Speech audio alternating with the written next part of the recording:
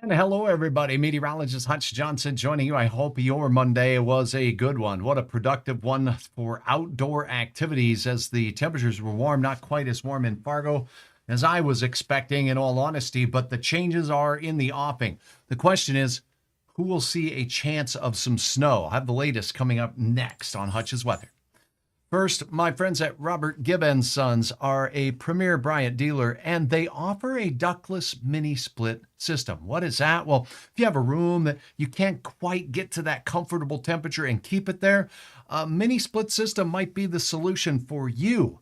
And now you can get up to $2,000 in a tax rebate. Call Robert Gibb and Sons today and please let them know Hutch sent you. Now, let's take a look at your hour-by-hour forecast.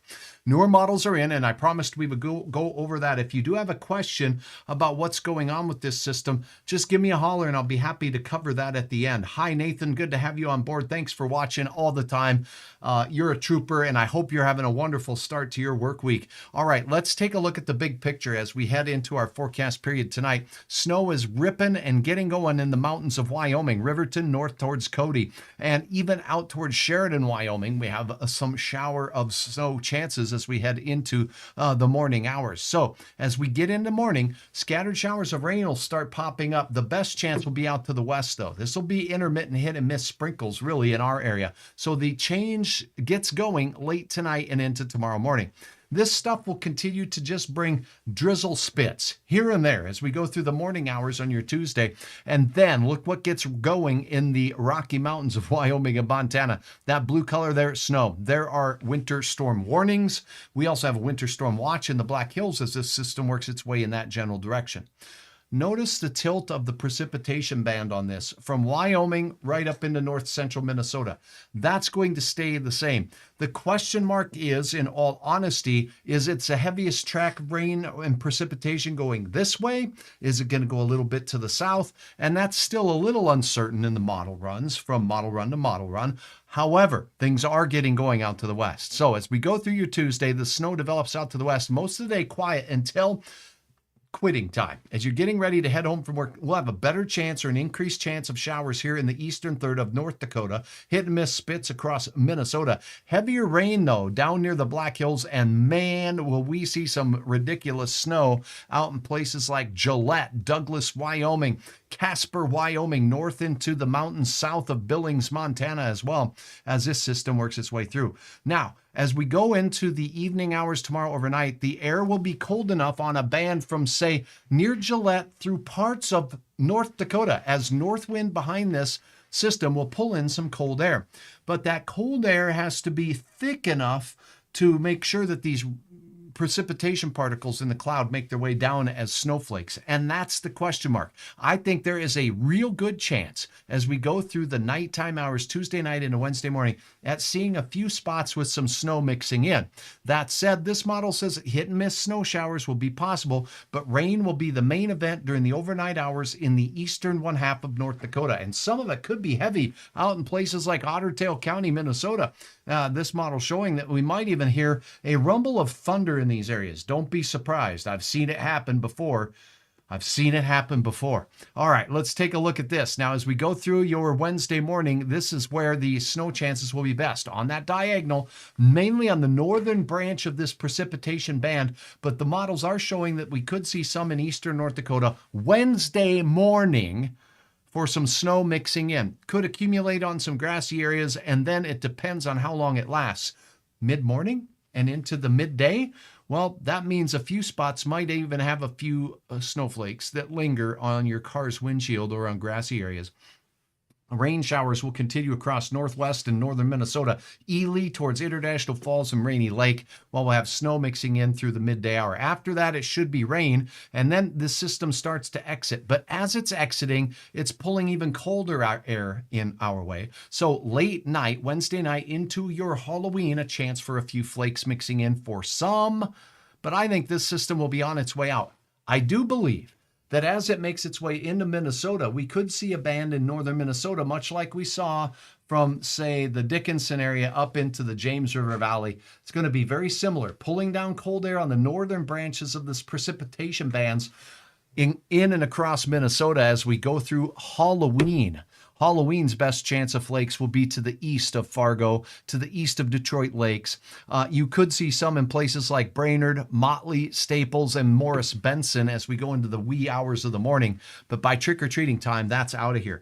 Let me see if we have any questions. But first, let's go ahead and take a peek at your forecast facts, shall we? Let's go into the temperatures in the morning tomorrow on Tuesday with a few spits across the valley. The better chance of rain out to the west, light wind, temperatures milder thanks to the clouds. We're talking 40s for almost everybody, but a few 50s in central Minnesota where the hot pocket is, right? A hot pocket's a warm pocket of air, and that's where we'll have a chance at 65 to 70 degrees tomorrow. Minneapolis, Rochester, down in towards areas of southern Minnesota and in towards Sioux Falls.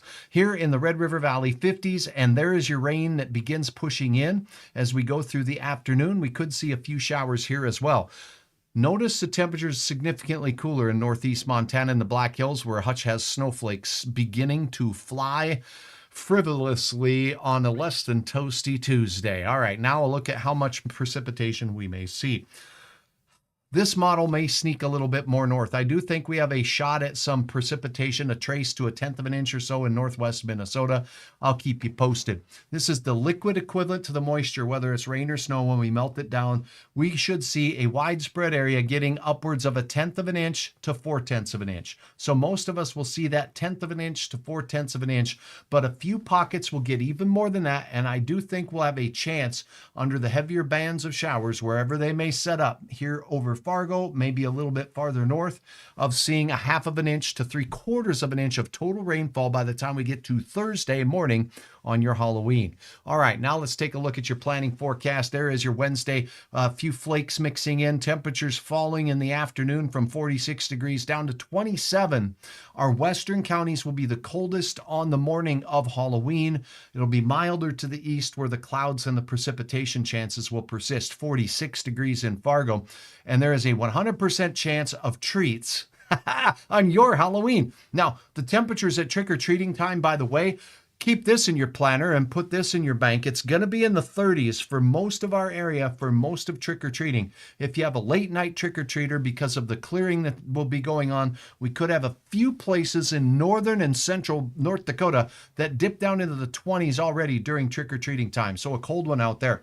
Cold November rain can't be ruled out for Friday, but I think that's less than likely as we go into the fallback time. Clocks fall back on Sunday morning. Keep that in mind for your Saturday night, and seasonable weather into the early part of next week. All right, that is a look at what's going on there. I do want to share just a couple of photos that were uploaded today on hutchesweather.com. Some fantastic fire weather out there. We're not getting as windy, and if you happen to be burning a little campfire like what we saw here, Tiffany sharing some awesome shots of campfire time in and around the Comstock area out there. That was bonfire, calming, peaceful, just a beautiful, beautiful scene, and a great way to keep the nip off of that cold air across the region as we head into the evening hours.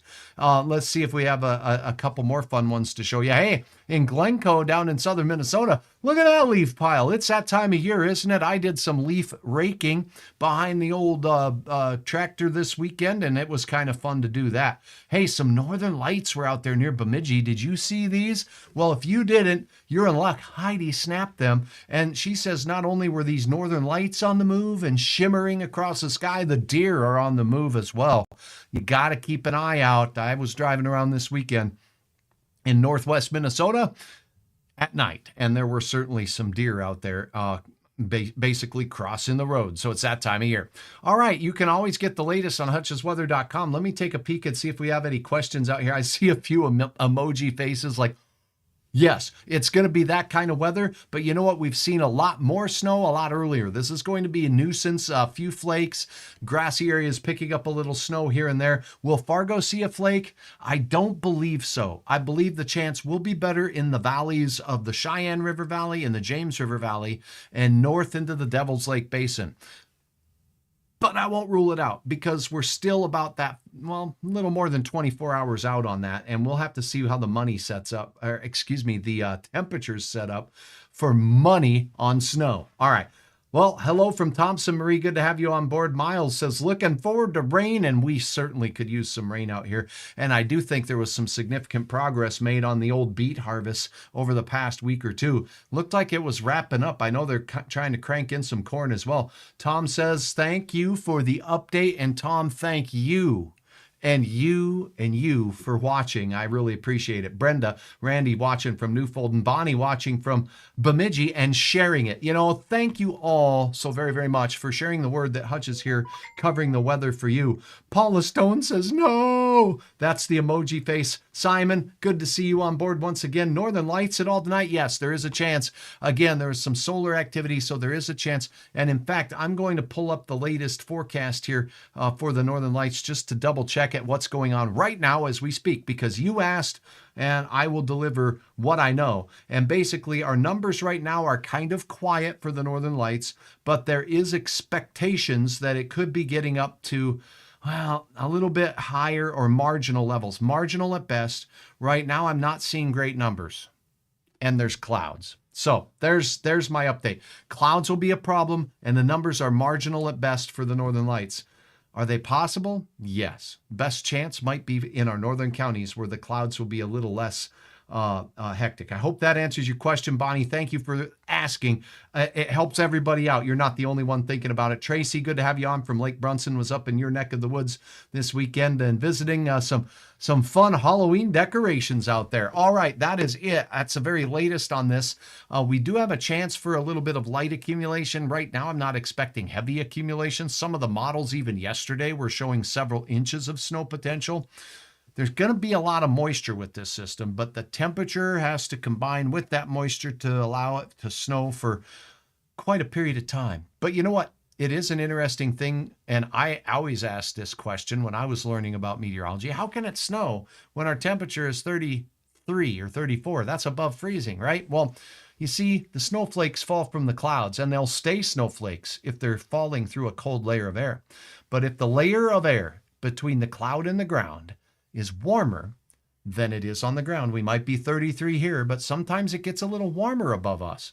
And that's called a temperature inversion. And when that happens and it's warmer up there, it can melt snowflakes. So that can happen sometimes, particularly this time of year, and those snowflakes tend to melt.